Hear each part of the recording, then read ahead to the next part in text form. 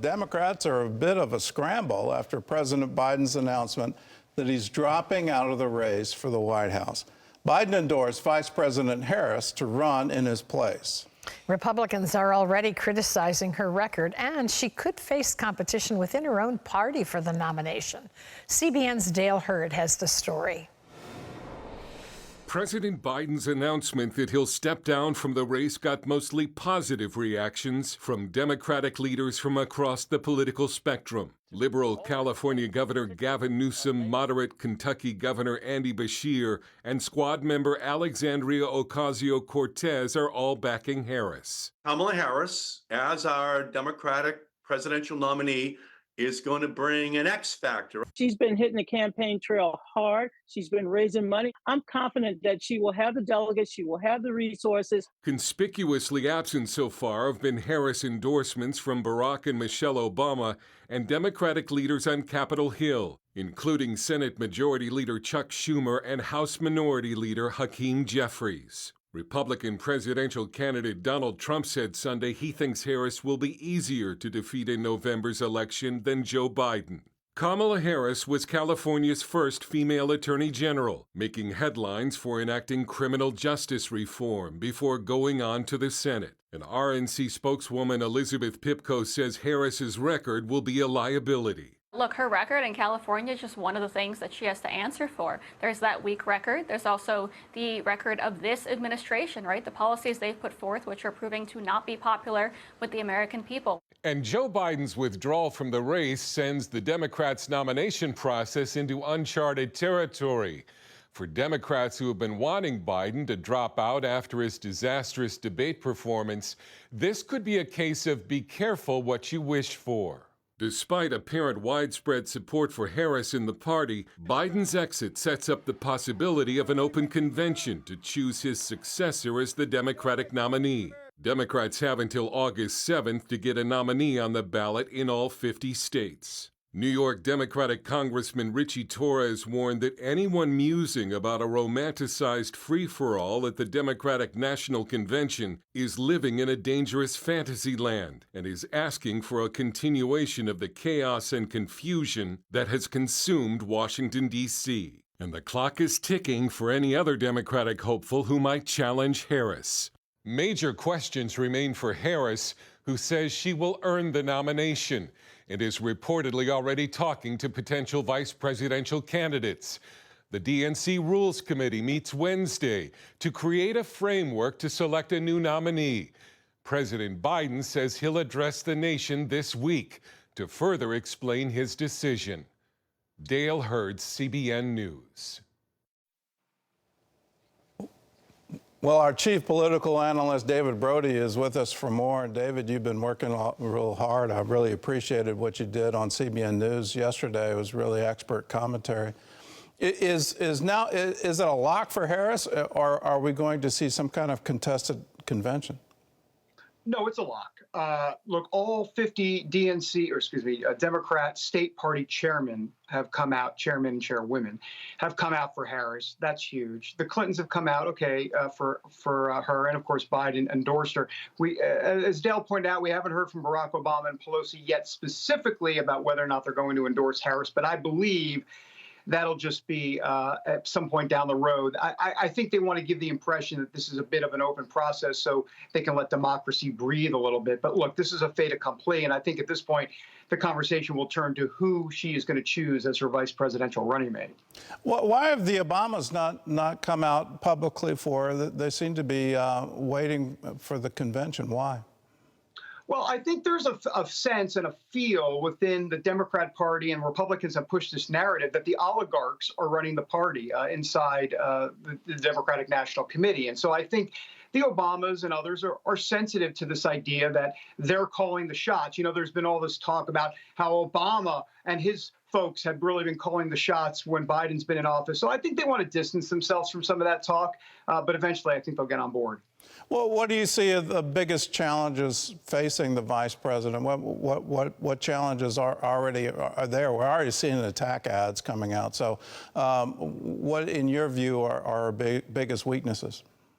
Well, there's a couple things. Well, there's quite a few things, actually. But the big kind of overall 3,000 foot or 30,000 foot view, if you will, is that she's tied to Biden's policies, but she's going to try to separate herself from the president to a degree and be her own woman, man, whatever you want to call it. Well, I guess in this case it'd be a woman. But the point is that she has to kind of do that tap dance.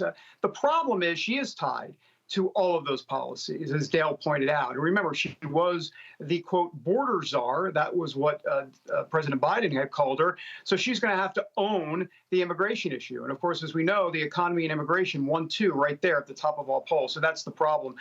There's so many other problems. She's going to have to answer questions as to, wait a minute, if you knew about Joe Biden's mental acuity decline over the last few months or few years, why in the world did you not, in essence, raise it or say anything?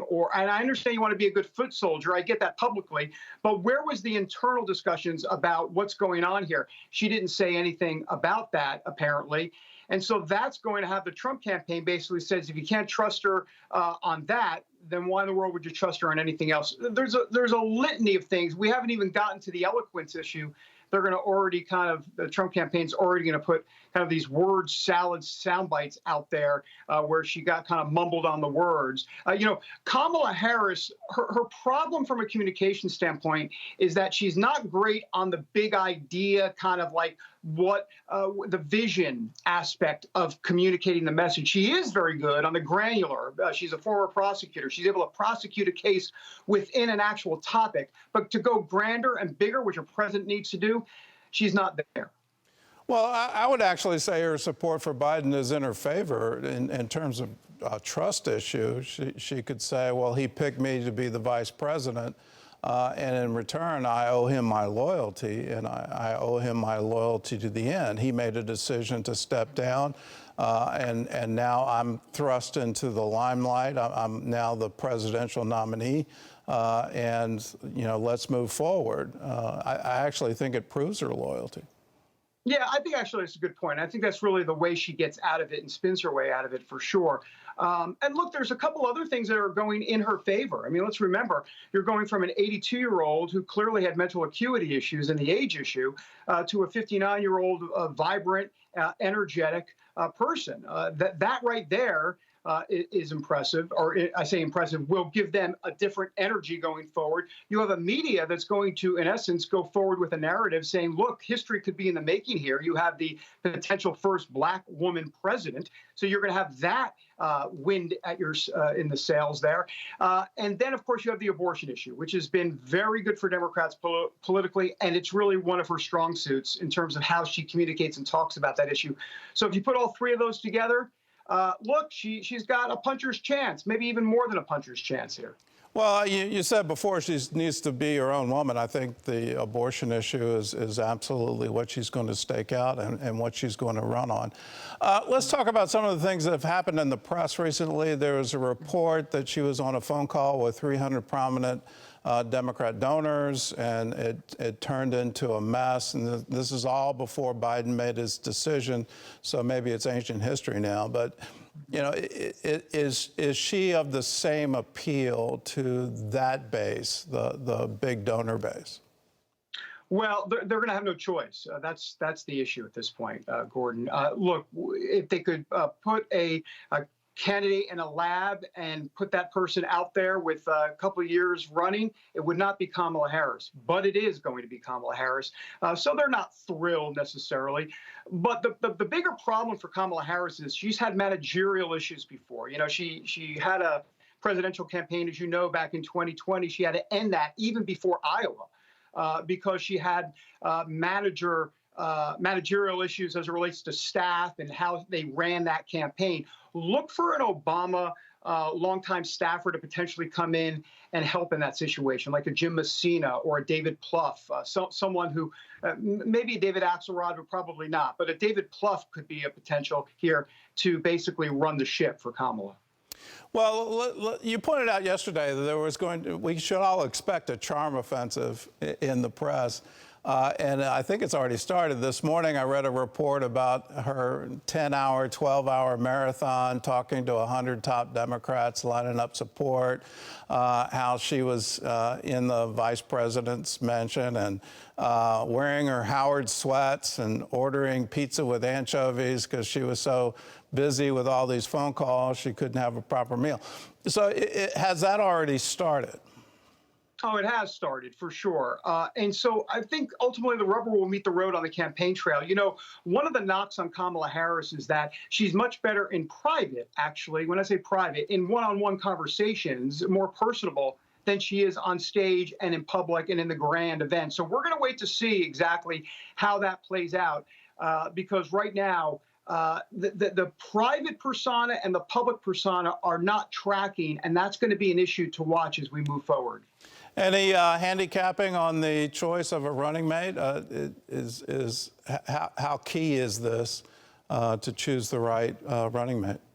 I got to tell you, this one will be very important because of a couple different reasons. One, Kamala Harris, obviously new to the scene. And when I say new to the scene, I mean, she is new to politics to a degree. But beyond that, I think they're going to need someone to help her in some of the swing states. You look at Josh Shapiro, the governor of Pennsylvania. That could be a possibility. He's considered a little bit more of a moderate Democrat, which, quite frankly, not many moderate Democrats left today. Just call him a classic liberal instead of a far left liberal.